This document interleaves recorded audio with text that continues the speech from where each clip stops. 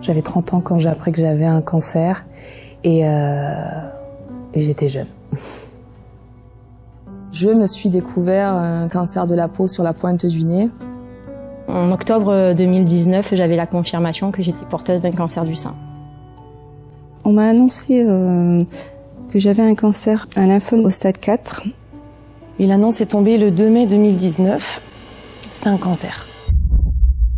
J'avais cette très mauvaise intuition que c'était pas bon et qu'il fallait me l'enlever au plus tôt. La tumeur avait rongé mes clavicules et c'était très très douloureux. On nous prépare vraiment pour la perte de cheveux, de cils, la fatigue, les douleurs. Mais on n'est pas préparé en fait au corps qui change. Je me levais le matin avec une boule au ventre, je me couchais avec une boule au ventre. Je me disais tous les jours que j'allais mourir. J'ai envie de dire que tous les effets secondaires, en fait, ils t'impactent psychologiquement parce que c'est très déstabilisant.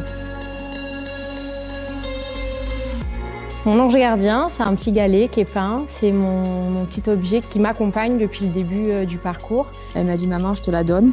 Ce sera ta poupée porte-bonheur et cette baguette magique viendra te guérir. » Quand je vois cette bague, je me dis que j'ai de la force en moi, grâce à ma famille.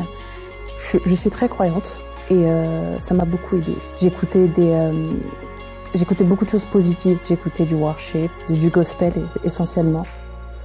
Ma force, c'est ça, c'est la vie, c'est mes enfants déjà. Quand je regarde mes enfants tous les jours quand je me lève, je sais que c'est pour eux que je me suis battue aussi. Au départ, c'est pour mes enfants et pour mon conjoint que je me suis pas laissée aller. Et en fin de compte, je me suis aperçue que c'était pour moi, parce que j'en avais besoin, que j'avais besoin justement de garder cette féminité. J'étais dans l'obligation de me battre, que je devais m'en sortir pour que les autres personnes qui passeraient par la même expérience que moi puissent à leur tour se dire que c'est possible. Mon conjoint donc, a été le premier à voir ce qu'il y avait sous le pansement. Dans ses yeux, je me suis vue toujours aussi belle. On croit se connaître et au final, on découvre une nouvelle personne. Tant qu'on te dit que tout va bien, tout va bien, arrête de te poser des questions et fonce quoi. J'ai à côté de ça une force mentale, je pense, de sportif de haut niveau quoi, à force d'endurer de telles épreuves. Et si je peux dire quelque chose à la Charlotte d'avant, c'est profite pleinement de ta vie. La vie, elle continue et elle est belle, il faut se battre.